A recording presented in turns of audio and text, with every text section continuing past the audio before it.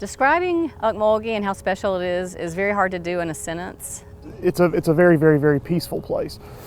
The New York Times, within the last month or so, picked 52 places in the world to go this year. This was one. In the entire world. A lot's happened here. A civilization existed for 17,000 years, frankly, which is the history of this place. And you feel the importance of a people who were removed here. You can feel that even if you don't particularly know the history. You know that there's something very special about this place. It is such a special place. You've got 8 miles of trails. You've got paved trails for accessibility. You've got wooded trails if you prefer nature. You're going to pass water. You're going to see wildlife. But you're also going to pass these monumental earthworks that have been here for 1,000 years that are unique to the area.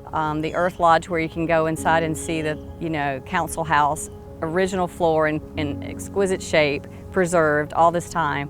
To me, the most important thing about Ocmulgee is just the depth of human experience in this place and the various layers of human history that have unfolded here. I mean, we have things that are more than 10,000 years old. It's a central site to Muscogee identity in the 17th and 18th centuries. It can help us tell the story of the forced deportation from the South in the 1810s and 20s. It's a place of enslavement and exploitation of black labor. It's a place of historic preservation, of community involvement. I mean, it's an ideal site for conveying the power of the American past, the tragedy, the violence of the American past. And the sad part of the history and the very disturbing part of the history of them being removed, knowing that all of that happened right here, and that we're now partnering with the Muscogee Creek Nation, and this is their home. That story is their story, and the story of their survival of that attempted genocide is their story, and it's not something that the National Park Service or the American government should just consult them on. It is something that the American public needs to hear and needs to understand and needs to hear from them. Because the common question is, why does a tribe that's been gone for 200 years still care about this land, right? Well, we care because it's our ancestors that are buried here. We care because we still come here to get our medicines and our, cultural items, as well as our fires came from here. This is directly where our fires came from. And it wasn't that we wanted to leave, it's that we were forced to leave. And it's understanding what forced removal looked like. And Fort Hawkins was built as a way to keep the tribes in line, to make sure that we didn't go any farther east. We had already been moved from Savannah to the Oconee over to the Ocmulgee, and they wanted to make sure that we weren't going any farther because they were vastly settling everything moving forward. It's also understanding that besides speaking our traditional languages, we also spoke English. And part of us went to school, and we dressed like some of the settlers because we traded with the settlers. We traded cloth. It's that there were hundreds of years of trade that were happening, some peaceful, not always. There's a whole history. It wasn't just that they showed up and we left and went to Oklahoma. It was that there were negotiations happening all along the way. And we realized very early on, in order to be with these new neighbors, we had to get educated, which is why you will see some former Creek leaders that spoke English, were educated, could go in, could write English, and could negotiate on behalf of the nation, which was the Confederacy at the time. And when we died on this journey of walking with very few possessions, they would have to leave their people where they were. It's not like they could stop and bury and do a full ceremony. They would have to leave them on the side of the road and leave a blanket or whatever they had left to cover them. And growing up, the history that we all were taught, we are the survivors of those that made that long walk. We are the ones who still have to carry those stories forward. So we still sing songs today that came on that trail, that came from those long walks and what that was. It's National Park's job to lift up the voices and make a place where these incredibly important stories of the fabric of the identity of the United States of America can be told in an authentic manner. I think that in Georgia specifically, removal and what removal really was has not been taught here. And that is a huge detriment to this community, to not understand the land that they stand on. When you're doing a tour, you're talking to people about who we were, and to see their faces like completely just like light up, like, oh wow, that's not how I was taught, and that's not, I never knew that, and I didn't know that you all did that. And so it's exciting to see that we are educating people and breaking down the walls of lack of knowledge, right? To help them to understand, and then they'll educate the next generation, and that's how you influence change. And so for me, that honor to be able to be in this role to do that is just incredibly humbling.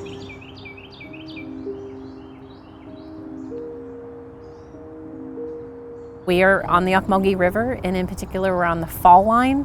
What that means is that's where the Piedmont meets the coastal plain, and that makes a kind of unique place on the river where it is flatter and more navigable. It's also why civilization thrived here for 17,000 years. I mean, this is they understood the importance of this sort of 30-mile area along the Ocmulgee River.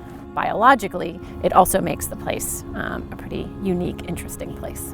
If you want to protect biodiversity, protecting any land in the Southeast is going to get you the biggest bang for your buck. And the Ocmulgee is a really unique place in terms of having plants and animals that are here and no place else in the world. It does have a unique species of shoal bass that are only found on 3 rivers in the world. This is one of them, the other 2, Flint and Chattahoochee River. So there's a unique species of black bear that is found right below as the country starts changing and you get into the swamp area around Pond Swamp.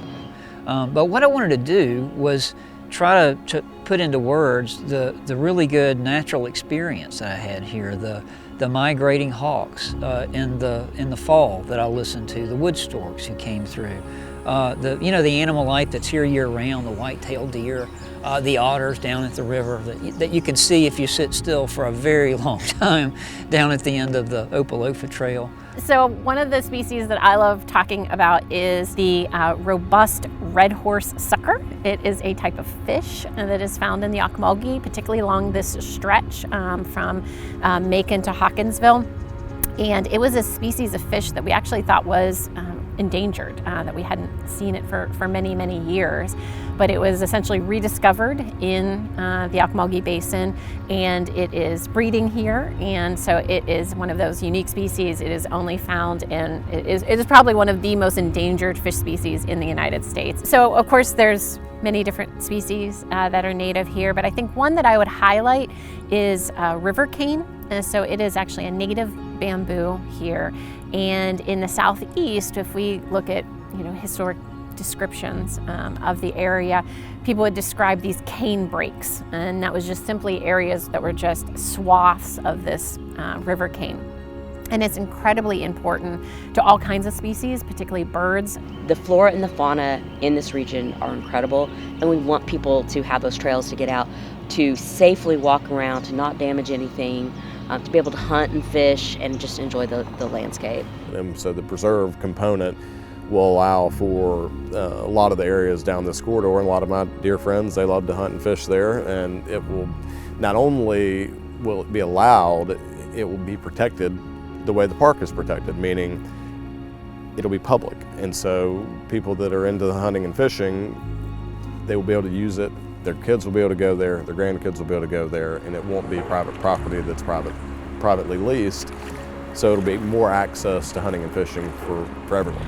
They will put a bunch of land into conservation and build trails along the outside because they want that core ecosystem that's fragile and volatile to not have human contact. And that's a lot of what the Bonsall Wildlife Refuge is. If the ecosystem of those hunting preserves fades away, if it gets developed, this is the ecosystem that supports these mound sites, and the wetlands all around it is gonna dwindle. And so understanding that connectivity and understanding the hunting practices and the fishing practices of species management is an act of land management. We don't have a lot of places like that, and so being able to capture this moment and protect this very large expanse of natural habitat would be really, really important for Georgia, for the Southeast, and I think has the national significance to make it a national park. Ocmulgee Mounds is such a special place because it preserves the history, the culture of the people that lived here for thousands of years, and it continues to work. The people that work here work very hard with the nations to try to maintain that relationship, preserve everything, work with them on how they take care of everything out here, take that very serious. As we've continued our relationship with the Muscogee people and nation, I've really come to appreciate this, incredibly long human history that is here, and the connection to the Muscogee nation who is still here, and that has really broadened my appreciation of what this place is. The thing about the national parks that a lot of people don't realize, they have two missions. One, protect and preserve the land, to manage the land, but also to tell the stories of the land. And telling the stories of the land is something that they haven't always done well, especially at this park. They know that we're a part of this, but they don't know all of how we use this land. And so the partnership with the nation is for us to continue to come back, to help educate, to talk about, the weaponry we use, to talk about our ceremonies, about the culture. It's about why the doors of the mounds all face east and why the burials to the west. It's, understanding some of those things and understanding why we lived along the water and why when we made it into Oklahoma, we named our capital city Ocmulgee, Oklahoma. It is the capital of the Muscogee Creek Nation today. So one of the things here in the Southeast is that our words are etched on the entire landscape of the state of Georgia. You can't go anywhere and not find a river, a town, something, a county that has one of our words. It's really important for us to make sure that, one, not only do people say our names correctly, but they know what those mean and they know the battles or something that happened there. We are the ancestors of the Muscogee and the Ute people. This is the Ocmulgee Mounds, it's not the Indian Mounds. And that's important. Names are important, words are important. You can't really conserve and protect and preserve these cultural sites without a real deep, intimate understanding of what they meant and what they mean. That's part of this director of advocacy role for me, is helping to bring to life these people that are not here, to help people to see that we are a modern people, an evolved people, and still have a history that we want everyone to know and learn.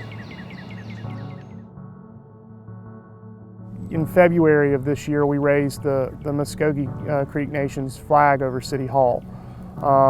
That is as a symbol of our relationship and a symbol that Ocmulgee was essentially the capital city of the Lower Creek Confederacy. In that legislation, we codified a land acknowledgement. This is incredibly important. That flag wasn't raised by an act of a resolution. The only way that flag can come down is if through a change in our ordinance. The other thing we did was we put that land acknowledgement in the code. And I think we're in this time of where people are wanting to acknowledge all history, right? And a land acknowledgement does that. It's supposed to acknowledge the names of the people, the water, the land, the people who are buried in those lands, and those tribes. Acknowledging this land and its original stewards and their forced dispossession and removal and the need for us to learn and understand from them about how to steward this land together with them, that is important enough to put in our code. It permanently, in the law for the Macon-Bibb County, says that we are on the ancestral homelands of the Muscogee and Ute people. And this is who was here and this is why they were here, and then they left and they made their way into Oklahoma and still exist today. That's important because that is the history that we have now protected and is done here. It's also important when we have, different businesses or different conferences and we say that and people are like, oh, I didn't know that. I've never heard of that. Let me do some research, right? Where we have been able to follow it up here in Macon is not just saying the words, doing the flag raising, the fact that we were permanently meant to be erased from the landscape of this land, and our sovereign flag now flies back in our homeland in the capital city in front of City Hall is an incredible opportunity.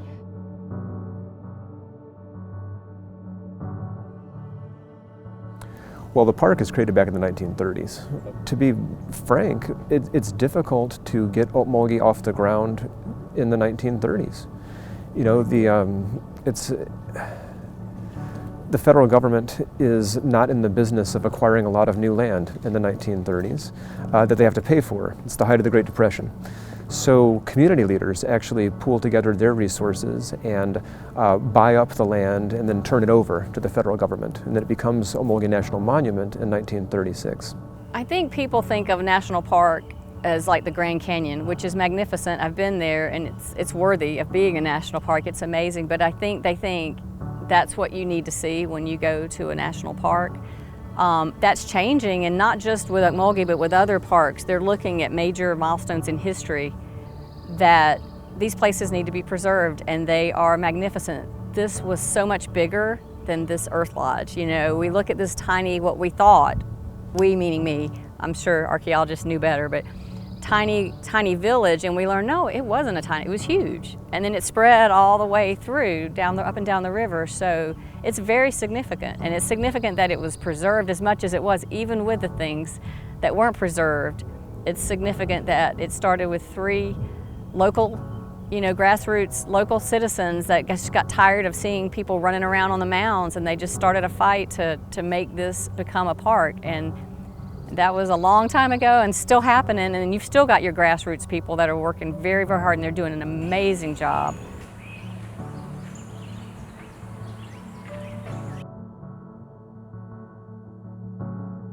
I am Seth Clark, and I'm the Executive Director of the Ocmulgee National Park and Preserve Initiative.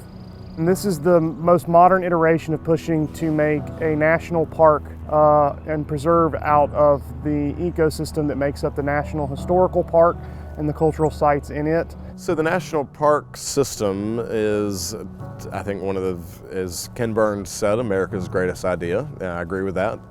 I think the idea of protecting these special places for generations to come is so important, because otherwise the history does get lost. And while the Grand Canyon is one of the more beautiful places to go to in America, even that doesn't have some of the national significance that we have here in Middle Georgia with the Ocmulgee corridor and the human history component that we have documented here, both prehistoric and historical human history that needs to be protected.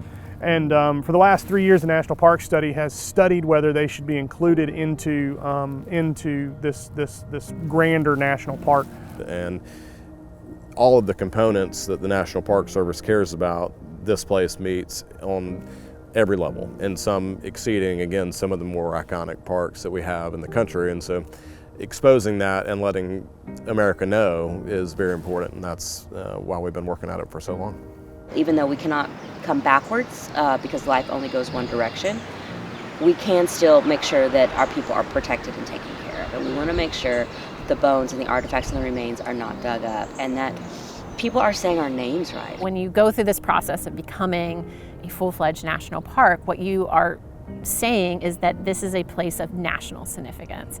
And the fact that there are so few national parks in the Southeast, I think is just quite sad, because that is just untrue, that we do not have places of national significance. We definitely do, and I think this is one of them.